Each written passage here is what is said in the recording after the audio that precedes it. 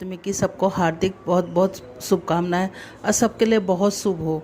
गंगा मैया सबके कष्टों को काट के जाए और जो ये महामारी काल चल रहा है, गंगा मैया सबके ये महामारी काल को ख़त्म करे, सबके परिवारों को सबको खुश रखे। जय गंगे मैया की। गंगे मैया इस दिन गंगा सप्तमी के दिन गंगा स्नान करना बहुत शुभ है, लेकिन इस कोरोना काल में ऐसा संभव नहीं है, तो घर में ही गंगा जल डालकर स्नान करें, उनका ध्यान करें।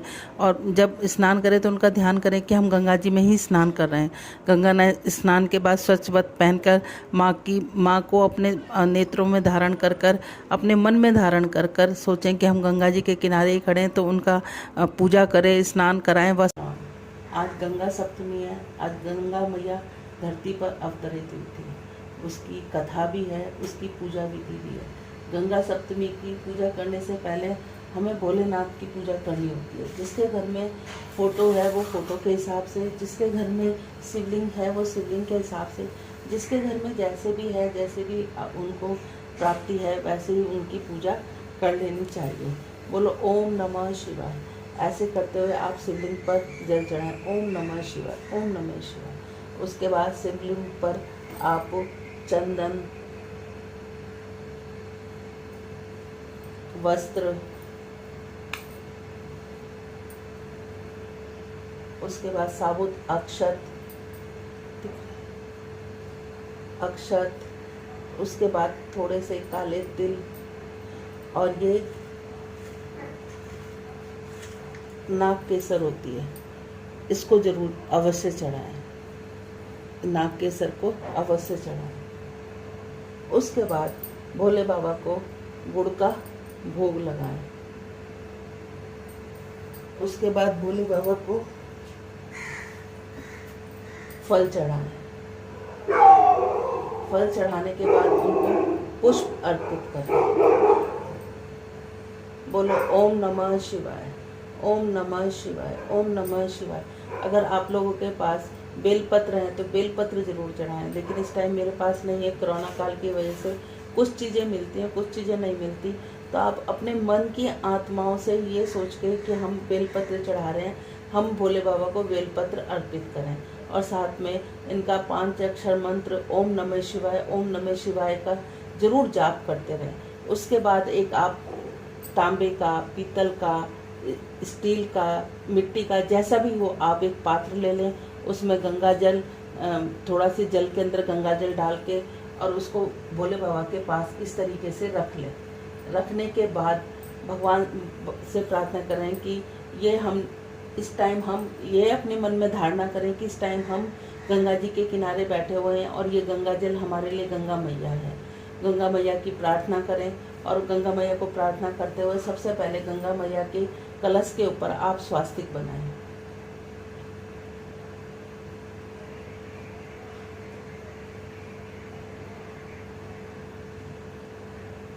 स्वास्तिक बनाएं। उसके बाद उनको जरा सा ये चंदन रोली उस कलश के अंदर डाल दें। उसके बाद उसके अंदर आप ये साबुत अक्षत जरूर डालें। उसके बाद उसके अंदर थोड़ा सा गुड़ जरूर डालें। उसके बाद उसके अंदर एक पुष्प डाल दें। पुष्प डालने के बाद उस पर कलावा बांधें।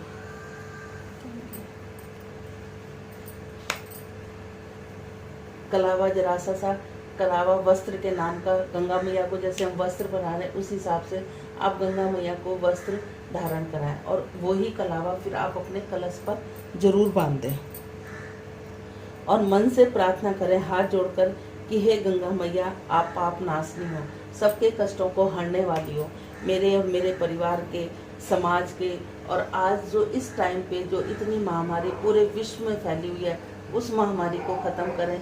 हे गंगा मैया पवित्र पावनी, आप हमारा सबका उद्धार करें। ऐसे कहते हुए गंगा मैया को धूप दीप जरूर दिखाएं। धूप दीप दिखाने के बाद गंगा मैया की आप आरती करें। गंगा मैया की आप आरती जरूर करें, और आरती करें, और साथ में गंगा मैया को फल अर्पित करें।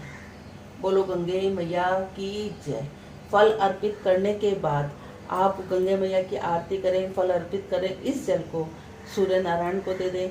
आपकी ऐसी जगह पर आप रह रहे हो कि जहाँ आप सूर्य नारायण को नहीं दे सकते, आपकी बालकनी है, सूर्य भगवान नहीं दिखते, कोई दिक्कत नहीं है। इस जल को आप किसी भी पौधे के अंदर गंगा मैया का ध्यान करते हुए उसको अर्पित कर दें और कहें, गंगे मैया आप पाप नाशनी हो, रोग नाशनी हो। हे गंगे मैया, आपने जैसे भगीरथ का उद्धार किया वैसे ही हमारे और हमारे परिवार का सबका उद्धार करना। इसके बाद आप गंगे मैया की कथा कहें। कथा कहने के बाद यथा योग्य जैसे आपसे वो दान पुण्य जरूर करें, जो आपकी इच्छा हो उस हिसाब से दान पुण्य जरूर करें। उसके बाद आप एक कलसी के ऊपर जोत प्राजित कर और उसमें हवन सामग्री के साथ, गायत्री मंत्र के साथ, ओम नमः शिवाय के साथ आप लोग हवन जरूर करें।